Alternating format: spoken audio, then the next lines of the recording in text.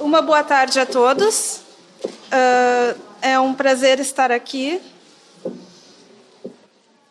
O assunto que eu escolhi falar são 3 tópicos, mas eles estão interligados entre eles. E vocês vão depois perceber ao longo da minha fala, né? Eu tento fazer um pequeno sobrevoo em cada um, de forma muito sucinta, e após fazer essa interligação. Eu trago aqui a origem da palavra psicologia, que é de origem grega, de 2 termos, que até um deles já foi falado anteriormente, que é psique, alma, e mente, ou seja, são sinônimos, né? E logos, que significa palavra, razão ou estudo, ou seja, a psicologia é o estudo da mente, o estudo da alma, né? Em termos científicos, se debruça sobre os processos mentais e do comportamento do ser humano e as suas interações com o ambiente físico e social, né? Eu trago aqui também essa imagem, que eu gosto muito, embora eu não vá explorar ela, mas como uma ilustração, é do Eros e da Psique, né? Para quem depois se interessar mais, existe um mito que fala, né? O Eros tem o dele, a Psique também. Eros é filho de Afrodite, né? Um mito grego, e aqui seria a Psique. Eu gostaria também de, antes de ir para o próximo slide, falar o seguinte, e a escolha do tema também tem a ver com isso, que independente, né, da gente buscar ajuda com um profissional dentro da psicologia, quando é necessário, e não é só por uma questão de, estou louco, preciso de psicologia, a psicologia ela também funciona para questões de autoconhecimentos, enfim, mudar certas coisas que a gente percebe que não estão muito bem, que precisam, né, um autodescobrimento. Independente disso, eu quero trazer a importância, e é por isso que eu fiz essa apresentação, da importância de nós sermos o nosso próprio terapeuta. Ou seja, porque senão fica muito fácil tu delegar para o outro, quando eu fizer psicoterapia, eu vou me autoconhecer, ou vou ter essa responsabilidade, esse comprometimento comigo mesma. E não tem necessariamente que fazer terapia, óbvio que fazer terapia é uma ajuda, é um auxílio, e a gente pode ter muitos auxílios durante a vida, com outras atividades também, mas existe uma responsabilidade nossa de crescer espiritualmente, né? E quando a gente coloca aqui a alma, a mente, é essa responsabilidade de nós sermos o nosso próprio terapeuta. Eu trago a mitologia, né, dentro da psicologia, e depois, mais adiante, vou falar do Jung, e ele foi, né, uma pessoa que deu muita ênfase para isso, olhou de uma forma muito cara, né? E a mitologia, antigamente, são expressões simbólicas dos dramas internos, então, se a gente pega essas histórias e lê, elas vão ter um cunho moral de uma história, de significar algo e de que a gente aprenda algo com aquilo, né? Então, geralmente, é uma linguagem poética, mas que fala das experiências mais fundamentais do ser humano. Então, nos mitos, nos contos de fada, no sonho, existem informações que são passadas, né? E lidar com isso, saber ouvir isso, é muito interessante. E eu escolho, então, para trazer como um certo impulso inicial, vamos pensar assim, ou seja, algo que nos incomoda, o Dionísio, né?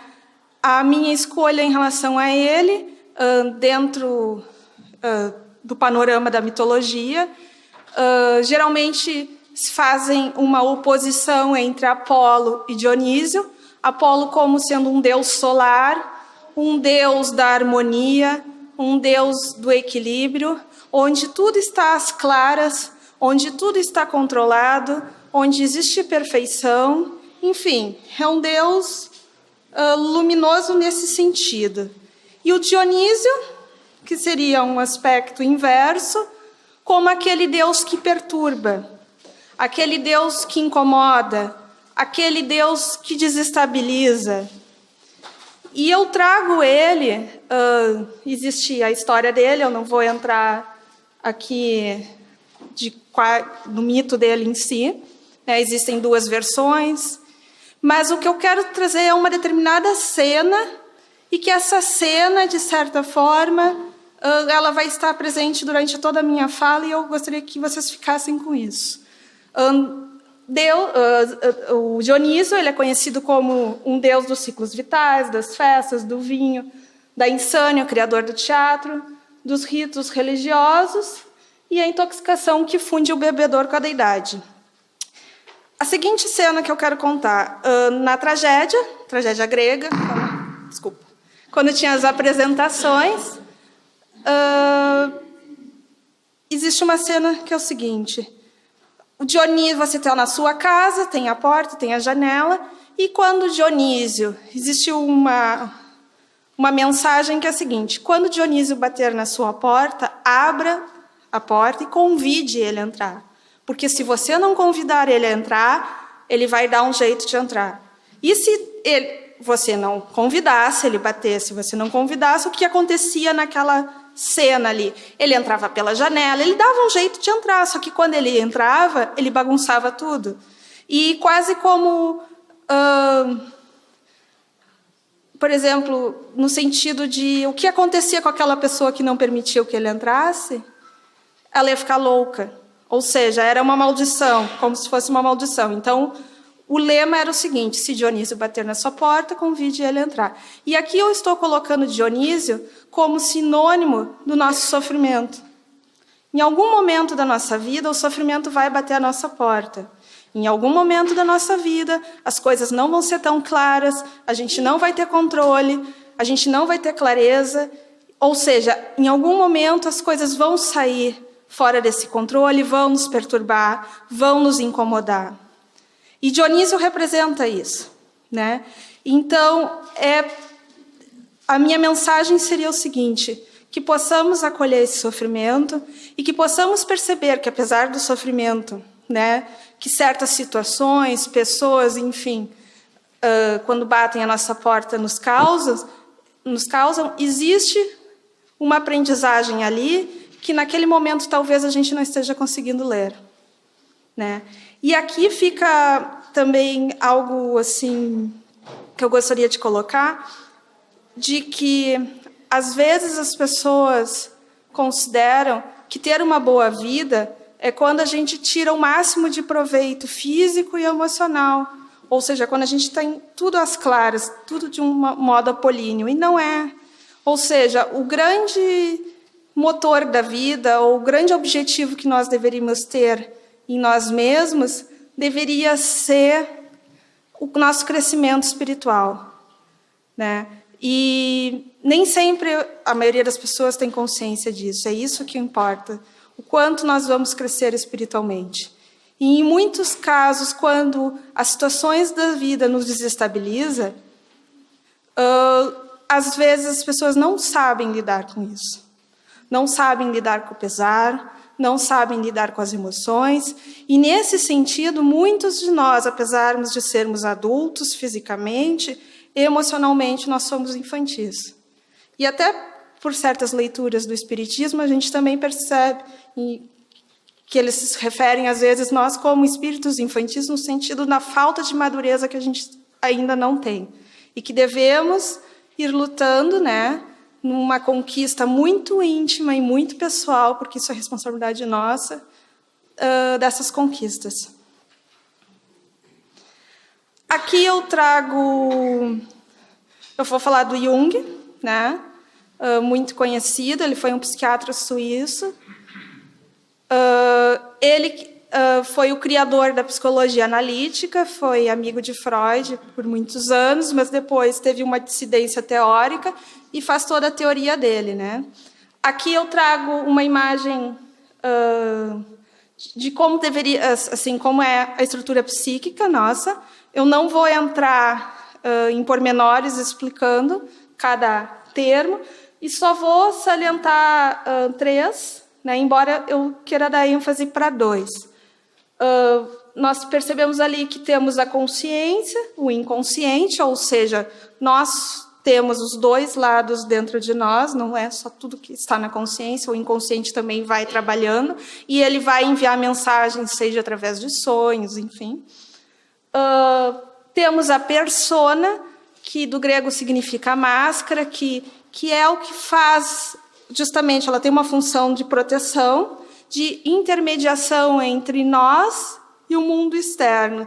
E ela funciona muito como um sistema de adaptação.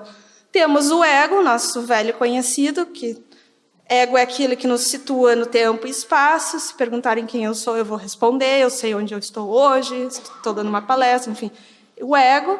E tem o self, e é isso que eu gostaria de salientar. Self é como se fosse o si mesmo. Ou seja, e vai haver uma bipolaridade entre ego e self. Ou seja, se eu colocar as minhas energias apenas no ego e tudo que é relacionado a ego, eu fico presa no mundo material. Porque eu vou querer uma conquista, eu vou querer determinado emprego, eu vou querer determinada posição social. E ficar preso em ego, a gente fica preso em todas as qualidades inerentes a ele. Provavelmente a gente vai ficar preso em emoções e sendo, de certa forma, jogado de uma emoção para outra. E o self, quando nós nos conectamos com o self, que é algo muito mais interno, muito mais sagrado, é como se nós nos conectássemos com a nossa essência divina. Então, é como se eu fizesse uma ilustração. Alguém que é movido pelo ego, de certa forma, está preso no mundo material, trabalhando com essas questões de ordem material, e o self nos conectaria com questões de ordem espiritual. E Jung coloca que não se trata de anular um em relação ao outro, mas sim sempre de conciliar e de fazer com que eles se conectem, ou seja, de ir em direção a uma integração. Né? E Jung fala que tem uma relação com o self, ou seja, com você ir em direção ao seu self. Ele usa um termo que se chama individuação. Em relação à psicologia, de modo geral, existem muitas teorias. A maioria delas se debruçam sobre, vamos pensar assim, no desenvolvimento humano, nascimento, a infância, enfim, e as constituições psíquicas que dali originam. E Jung, para ele, foi muito caro se dedicar como se fosse uma segunda fase da vida. Que, ok, na primeira fase nós vamos pegar o nosso ego, sair desse todo indiferenciado que é o inconsciente, estruturar ele, saber quem nós somos, fazer certas conquistas, ter uma persona bem adaptada para fazer as adaptações necessárias. Mas se a gente ficar só nisso, você vive o programa da vida que está ali, que a gente vê nas novelas, que é acorda, come, almoça, trabalha, dorme e repete. E a gente sabe que a vida não é isso. Então, é como se a questão da individuação fosse algo, fosse necessário a todas as pessoas passarem, e ela se refere a uma fase onde vai haver essa integração do si mesmo, né, do self, com o todo. E a gente viu que a estrutura psíquica ela é muito maior, ela tem outras funções, enfim. E isso nos leva necessariamente em direção a essa totalidade e em direção a potências que nós não conhecemos em nós mesmos.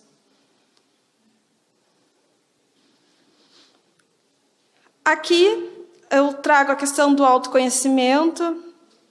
Eu uso essa imagem, que é uma imagem muito feliz no sentido de que tem uma representação de psique, enfim, e a borboleta. E a borboleta, dentro da psicologia, ela também é usada como símbolo, no sentido de que é um animal que em sua imagética, denota a transformação por que ele passa. Ou seja, nós temos que passar por transformações nessa vida.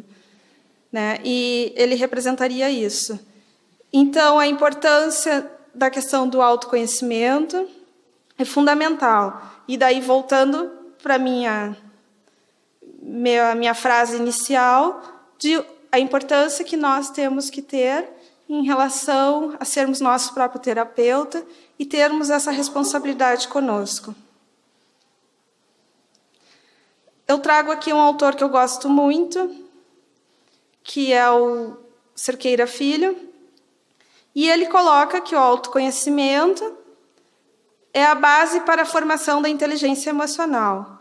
Autoconhecer-se é buscar a autopercepção consciente, na qual mantemos uma atenção permanente aos nossos sentimentos, de modo a perceber de que tipo são as emoções que vivenciamos. E aqui faz um reforço do que já foi dito nas outras palestras anteriores, né? De que ou a emoção nos toma e a gente é jogado de um lado para o outro, ou a gente tem um certo distanciamento no sentido de uma lucidez para lidar com as emoções. E isso é necessário, né? A maturidade requer isso. E essa pergunta, quem sou eu, se a gente faz ela para a maioria das pessoas, as pessoas vão responder da seguinte forma: eu sou Beltrana, filha de Ciclano, casado com fulano, gosto disso, gosto daquilo, não gosto disso e faço isso. Ou seja, sou advogada, sou médica, enfim, não interessa. E cadê a pergunta? Quem você é? Porque ali estão papéis, ser mãe, ser marido, mulher, enfim. Papéis estão o que se faz, não é o que se é. Né? Assim como se a gente pensa numa questão de saúde e doença, às vezes as pessoas respondem, eu tenho câncer. Não, você está com câncer. Porque pode não estar depois. Ou, enfim, existe uma transitoriedade nas coisas. E essa pergunta, quem sou eu, é muito difícil responder. E todas essas características que eu citei agora são relacionadas ao ego, é um ego respondendo. E o que eu quero colocar aqui é, será que nós temos a consciência, a clareza, a nitidez de dentro de nós saber o que é ego e saber o que é self? Onde no self nós temos essa conexão com algo maior? Onde nós temos uma conexão com o nosso propósito? Né? E Cerqueira continua no sentido de que confunde-se muito o ser aqui a gente pode fazer associação com o self, com a autoimagem, com o próprio ego. Há uma confusão entre o ser que somos e o ego que temos. Então, para ele coloca que é fundamental desenvolver a autopercepção, exercitando o discernimento, e discernimento é autoconhecimento, ou seja, conhecer a si, né? E buscando perceber em nós os sentimentos que derivam do ego, por isso que coloca egóicos. E se a gente até pensar ego, egóicos, egoísmo, vem tudo dali. E quando uma pessoa é egoísta, ela, se a gente analisar, ela está centrada nela mesma. Ela está num universo tão fechado, tão pequeno, e em algo do tipo eu, que o outro ou o mundo não existe. E se a gente fizer uma análise maior ainda, quem é que sofre? É quem está conectado com o self ou quem está conectado com o ego? É ego.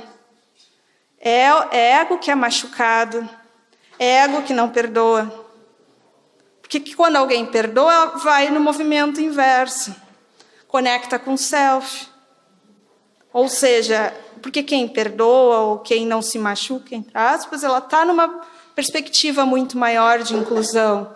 E ela saiu desse egocentrismo, ela saiu desse núcleo de vaidade ou de soberba, enfim. Né? Há uma expansão. Há uma fusão entre você, o outro e o mundo, porque tudo faz parte de uma conexão, e não um distanciamento e um muro, né? Então, ele coloca o quanto isso é importante, a gente perceber esses sentimentos que derivam do ego, e que todas essas sempre vão ser transitórias, né? Possíveis de serem controladas, transmutadas, por meio do desenvolvimento de sentimentos permanentes, originados no ser essencial que somos. E aqui, ser essencial, a gente pode fazer o sinônimo de self. Ou seja,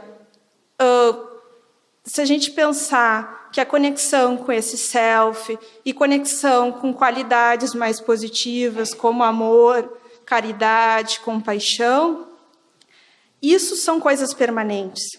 E é isso que, quando vier a tempestade em nossa vida, é o que vai nos segurar. Não é nenhuma das outras coisas. As outras são transitórias, tudo é transitório. Mesmo as coisas materiais, elas são. Então, há uma importância de, quando vir a tempestade e o nosso barco balançar, que a gente saiba que o que vai nos manter num certo rumo ou num certo equilíbrio são essas conexões com qualidades mais elevadas. E aqui eu coloco a questão do Evangelho. Eu trago esse trecho, o tesouro no céu, que está na Bíblia, no Mateus, capítulo 6, versículo 19 ao 24, e eu vou ler eles para vocês.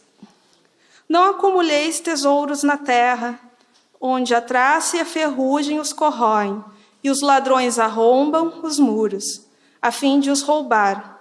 Acumulai tesouros no céu, onde a traça e a ferrugem não corroem, e onde os ladrões não arrombam nem furtam. Pois onde estiver o teu tesouro, aí estará também o teu coração.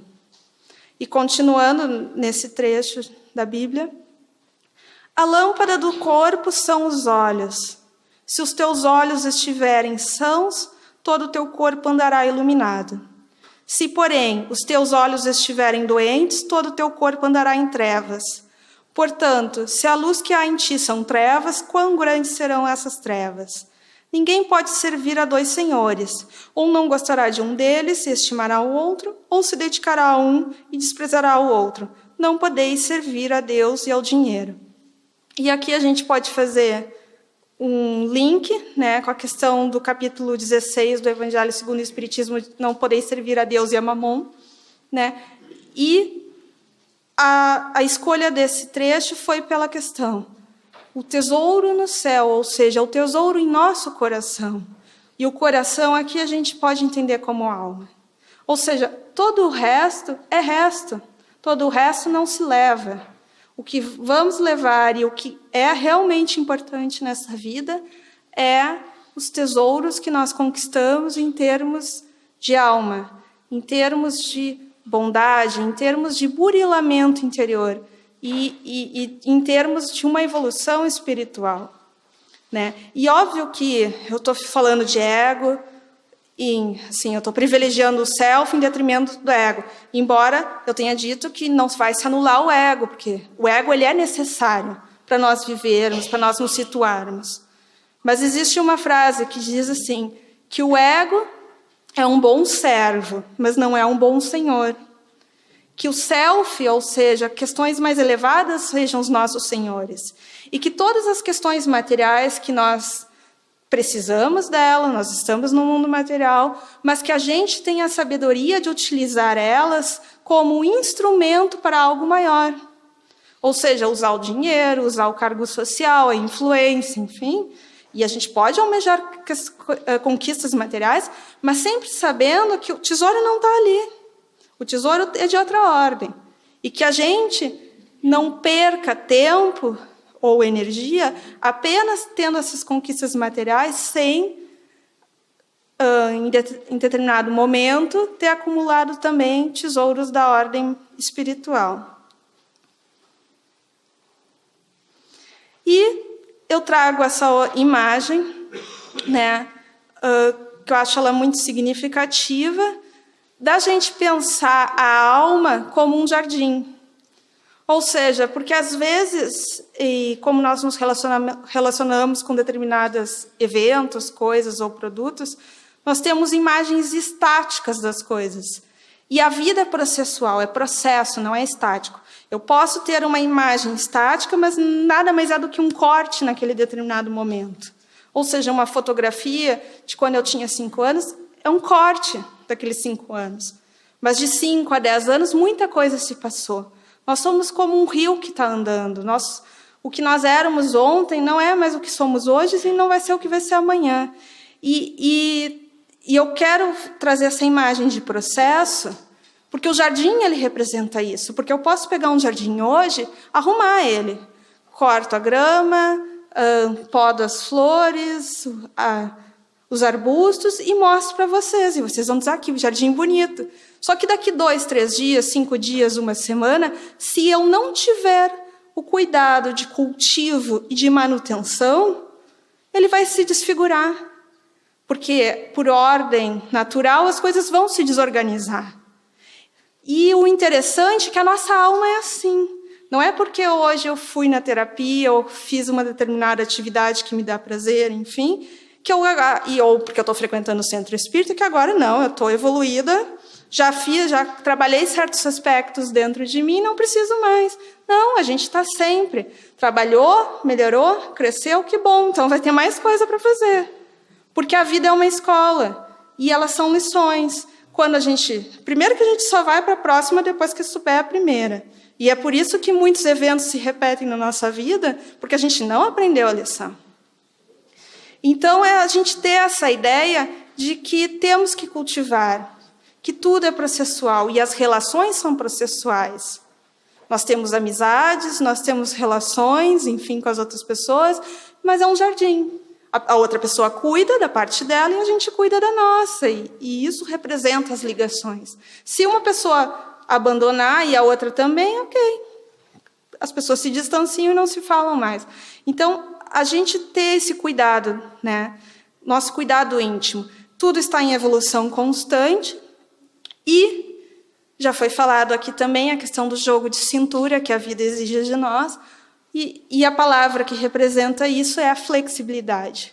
E fazendo uma metáfora, muitos de nós somos carvalhos, a árvore carvalho, no sentido da dureza e no sentido da teimosia ou da persistência em certos pensamentos, atitudes, enfim, não interessa, comportamentos, que em determinados momentos da nossa vida já não são mais necessários. E que nós tenhamos a lucidez de abandonar essa atitude de carvalho, que é uma atitude rígida, inflexível, por uma atitude de bambu, a árvore bambu, no sentido de que quando vier a tempestade, que a gente vergue com a tempestade, porque o bambu verga, mas não quebra. Então, que a gente tenha esse jogo de cintura, que a gente consiga saber lidar. E eu sei que é difícil, né? Eu estou falando aqui nesse... Desculpa, não. Estou falando nesse tom, mas não é fácil quando, né, o sofrimento bate.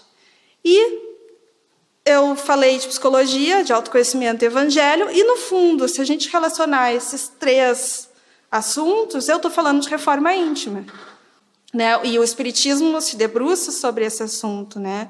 E aqui eu trago trechos, né, do Espírito Hermance Dufault, né, que é psicografado, e eu gosto muito porque ela tem um tom no sentido de que, por exemplo, ela coloca que não há reforma íntima sem sofrimento, ou seja, dói mexer nas coisas que a gente não gosta, dói olhar para as imagens que nos evocam desconforto, dói.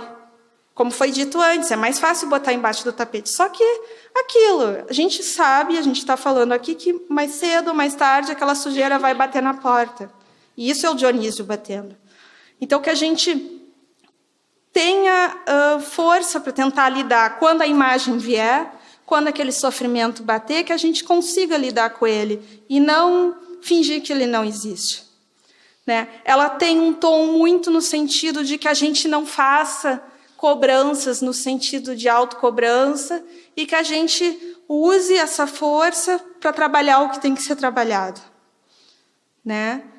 E essa última frase dela eu gosto muito, que ela coloca assim: muitos corações transformam o erro e a insatisfação com as suas experiências em quedas lamentáveis e irrecuperáveis, quando a escola da vida é um gesto de sabedoria e complacência, convidando sempre a nos reerguer e recomeçar perante os insucessos do caminho.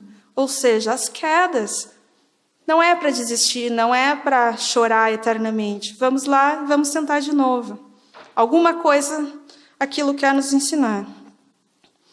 Então, ela coloca a questão de não lutar contra nós mesmos, no sentido de recriminar essa parte que a gente não gosta em nós, porque quando a gente olhar para nós mesmos, podem ter a certeza que vocês vão ver coisas que vocês não gostam, ou coisas que são muito difíceis de olhar, ou muito difíceis de trabalhar. E, geralmente, os outros percebem isso antes em nós do que nós. Por isso que a gente olha muito bem para o outro e não olha para nós.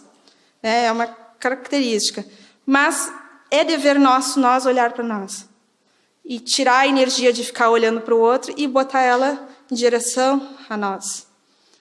E tudo vai ser, vamos dizer assim, que o caminho psicoterápico disso, terapêutico, eu diria, é no sentido de integração e nunca de rejeição. A gente nunca vai poder tratar mal um monstro. A gente vai ter que acolher esse monstro que a gente não gosta e daí ver o que a gente vai fazer com ele. Existe também a ideia de que se você sofre, você está crescendo. Ou seja, que se eu sofrer tudo que eu tenho para sofrer, eu resgatei e quitei todas as minhas dívidas. E existe até uma ideia atrelada a isso como algo kármico. Do tipo, às vezes até em relações com outras pessoas, o fulano é meu karma. Ou seja, coitado do marido dessa pessoa. E não é porque tu conviveu com o teu marido, que deve te encher, que está quitado e tu não vai ter mais nada a dever. Não.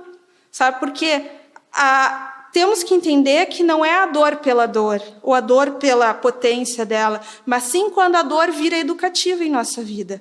Se for apenas uma dor em termos de potência, ela não significa nada, ou seja, significa que você não aprendeu. E a vida ela não está posta para que nós tenhamos que ter dor. A vida está posta para aprender. Ou você aprende pelo amor ou pela dor. Essa é a questão. E a última frase ali que eu coloco, que é muito importante, que as nossas maiores aquisições, geralmente elas ocorrem nas épocas mais difíceis das nossas vidas. E aqui tem um significado também duplo, do sentido assim que, para muitas pessoas, se tudo estiver bem, se tudo estiver correndo bem, ou seja, eu tenho um bom emprego, um bom casamento, uma boa casa, um bom dinheiro que sobra no banco, posso viajar, as pessoas se acomodam. Então, a dor, ela também, ou o sofrimento, ou aquilo que nos incomoda, algo que sai da ordem, ela é uma força motriz para que a gente supere. Porque se tudo tivesse muito certinho, às vezes, a maioria das pessoas se acomodaria. E é justamente o que a gente tem que fazer ao contrário. Quando as coisas andam bem para nós, é que a gente tem que ter a postura de ter aquisições espirituais daquele tesouro que eu falo, porque vai vir tempestade algum dia, mais cedo ou mais tarde. Ninguém tem uma vida 100% sem nenhum problema. Então, para que nesse tempo de calmaria, a gente consiga recursos necessários para quando a tempestade vier, a gente passe da melhor forma. Porque o que importa na vida não é passar pela tempestade, o que importa na vida é passar da melhor forma. E aí entra outra questão que o Espiritismo também coloca muito, do mal sofrer e do bem sofrer. Não adianta nós passarmos pelas coisas bravejando, falando mal. Ou seja, tu tem que entender o que aquilo está significando, tu tem que perceber. Mas para perceber, cai daí de novo em nós mesmos. Eu gosto muito dessa frase também que Jung coloca, queremos ter certezas e não dúvidas, resultados e não experiências. Mas nem mesmo percebemos que as certezas só podem surgir através de dúvidas e os resultados somente através das experiências. Ou seja, viver é você viver com Dionísio toda hora. Não existe... É algo idealizado achar que nós temos uma vida apolínea, de que tudo é controlado, de que tudo é bem, de que tudo é solar. Não, nós vamos ter noites de escuridão. E nós temos que saber que desses embates, desses desvios, é que também se produzem coisas muito boas.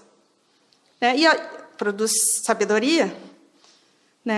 Essa segunda frase, eu gosto muito dela também, que o importante não é o que fizeram de nós, não interessa se tu teve uma infância ruim, enfim, todo mundo tem as suas tragédias, mas o que vamos fazer com aquilo que fizeram de nós. Daí, novamente nos coloca na mão, ok, tu tem duas opções, ou tu chora, se lamenta, porque é a vítima do universo, ou chora um pouco, arregaça as mangas e vamos agora trabalhar. O que tu pode fazer? Então, é um pouco nisso, da nossa responsabilidade e da nossa ação sobre nós. Né? E que quando as coisas acontecem na nossa vida, devemos refletir qual o sentido. E essas duas últimas, né? Qual a nossa missão no mundo, qual a nossa missão existencial, enfim, ela vai surgir dessa reconexão com os nossos propósitos interiores mais íntimos, e que eu diria que talvez, assim como aquela pergunta, quem sou eu? Não respondida a partir de um ego, mas respondida a partir de um self que conquistou tesouros, que são de ordem espiritual, não é uma pergunta fácil de dizer, eu diria, a resposta. Eu trago aqui, sinalizando a questão da mente. A mente, ela é fundamental, né? A gente pode achar que nós vivemos na nossa casa, mas nós não vivemos na nossa casa física. Nós vivemos o tempo todo na nossa mente. E a mente aqui, fazendo um gancho também com o que foi falado anteriormente, ela é muito sutil. Por exemplo, primeiro que não se pega materialmente, e falar sobre ela também, a gente vai estar sempre numa linguagem muito etérea. E quando, por exemplo, se alguém tem uma enfermidade no braço, por ser braço físico, é localizável. Eu pego e mostro, estou com uma ferida aqui, vocês todos vão enxergar. Mas e a ferida da alma? Não se vê. E como só a própria pessoa seria aquela melhor que olha para a ferida, às vezes ela não tem parâmetro de saber se aquilo é bom, é ruim, porque ela já é daquele jeito. Porque é o modo como ela vê o mundo. Ou seja, se uma pessoa nasce com óculos azul e, desde que nasceu, vê o mundo através de uma lente azul, se você explicar para ela que existem outras cores, ela não vai entender, porque ela vê em tons de azul. Então, por isso é muito difícil a gente olhar para a nossa mente e perceber que ela precisa ser trabalhada e que tem aspectos que são necessários. E aqui eu coloco, né, a questão de quantos de nós se dão ao trabalho de limpar e purificar a mente. E ela é essencial. Porque assim como o nosso corpo físico, se eu tomo banho hoje e amanhã eu não tomo, por ordem natural, ele vai ficando sujo, ele vai ficando, né? E a mente acontece, só que ninguém fala disso. Só que se a gente pensar, ok, então quais são os alimentos da mente? A meditação é um alimento da mente se a gente pensar nesse sentido, porque ela tem a capacidade de limpeza. A prece também, ou seja, são alimentos da alma. Tanto no sentido de alimento, mas também no sentido de purificação, de reconexão, né? E essa importância de que a mente é como um vidro embaciado, nós temos que limpar, porque se a gente não limpa, daqui a pouco, aquela imagem distorcida que a gente vê, a gente acha que está normal, que está certo, e não está. Né? A visão é tudo, ou seja, a visão como nós olhamos o mundo, e a mente, ela está por trás disso, é algo indissociado. E aqui, eu vou indo em direção à ética da transformação, que a irmã Dufour fala, né? O quanto a reforma íntima é um trabalho processual, né? Que nós vamos lidando com as nossas características de personalidade, tentando melhorar os traços, enfim, burilando alguns vícios, hábitos, em relação àqueles que podem ser renovados ou aprimorados. Uma coisa que eu acho fundamental que ela coloca, de que nós temos determinados comportamentos ou atitudes que foram repetidas durante existências. Então, não é do dia para a noite que nós vamos conseguir mudar. E que esse nosso esforço de mudança, mesmo que a gente consiga, por pequeno que seja, uma conquista, ou depois naquele outro dia seguinte, aquilo se desfaça como se fosse um castelo de areia e vem a onda, que isso não sirva para a gente ficar desanimado. Que a gente persista, porque se a gente teve existências para ser de um jeito, necessita, da mesma forma, hábito e comprometimento para fazer as transformações. E ela coloca, então, em tópicos, assim como um certo roteiro, no sentido em direção à reforma íntima. Algumas características que a gente poderia ter nesse caminho de autoconhecimento. Postura de aprendiz, ou seja, buscar sempre o novo, o desconhecido. Sempre há algo que a gente não conhece tudo. E conhecer e ter essa perspectiva aberta nos tira da ideia de autossuficiência e de orgulho, de vaidade, porque sempre vai ter alguém que vai nos ensinar algo. Observação de si mesmo, ou seja, olhar para nós, ter esse conhecimento das nossas emoções, né? E não indo em direção à autocobrança, é óbvio. A renúncia, no sentido de que nós vamos ter que fazer alguma seleção em certos ambientes ou certas conversas que a gente vai ter com determinadas pessoas. A gente sabe que, por exemplo, se eu reunir com uma amiga e começar a falar mal da vida do outro, isso não é produtivo para ninguém. Então, há uma renúncia de certos espaços, de certos lugares, por uma questão de vibração. Aceitação da sombra. Sombra é um termo junguiano que ele desenvolve. Enfim, mas no sentido de um amor a nós próprios, no sentido de aceitando tudo aquilo que emerge, sendo positivo ou negativo, né? A questão do auto-perdão, assim como o perdão ao outro é importante, ter o auto-perdão também é muito importante, né? Porque nós erramos e erramos muito. Cumplicidade com a decisão de crescer, ou seja, é ter uma certa disciplina e um certo comprometimento, uma certa responsabilidade do nosso crescimento, porque se não for nós a fazer, ninguém vai fazer. A gente nasce sozinho, morre sozinho. Tudo é uma questão nossa, né? E ter essa cumplicidade é muito importante.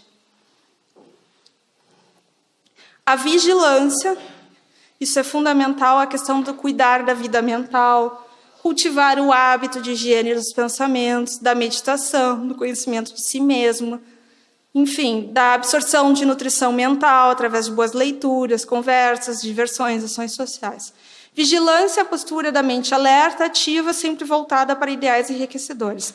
E aqui, tanto vigilância como a oração, é orai e vigiai, que o Espiritismo sempre falou. A oração como sendo uma terapia da mente, né, a conexão com os germes divinos que nos constituem, ou seja, que nos faz reconectar da onde nós viemos, né? E isso é importante para nos sentirmos revigorados.